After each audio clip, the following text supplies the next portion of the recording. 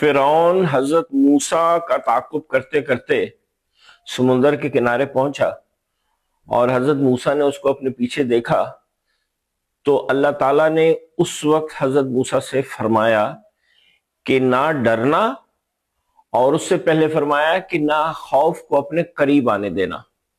अब ये है बहुत मजे की बात कि ना खौफ को अपने करीब आने देना, ना डरना।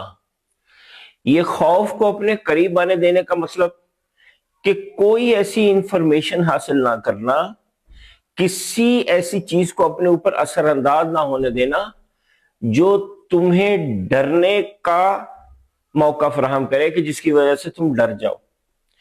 ये जो हमारा आज का मीडिया है ना, इसका यही काम है कि बस हमें डरा के रखे। और खास तौर पे उस टाइम पे तो ये यूएस का टोटल प्रोपेगेंडा टूल बन जाता है जब अमेरिका का किसी मुसलमान मुल्क पे हमला करने का इरादा हो।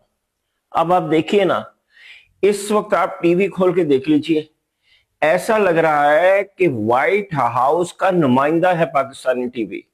ट्रंप ने ये कहा, ट्रंप ये करेगा, ट्रंप ने इतने जहाजों को मूव करा दिया, वहां से ये आ रहा है, यहां आ रहा है। खौफ ज़दा करके रखो।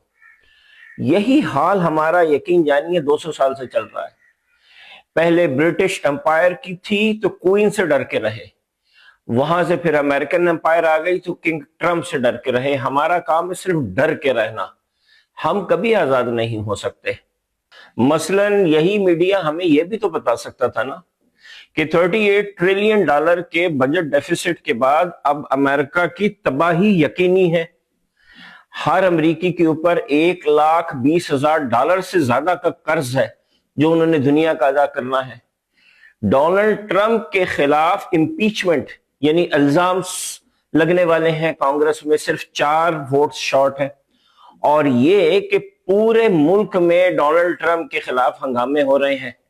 और आखिर ये कि अमेरिका बजाते खुद सिविल वार के दहाने पे खड़ा है। किसी मीडिया ने हमें यह तो नहीं बताया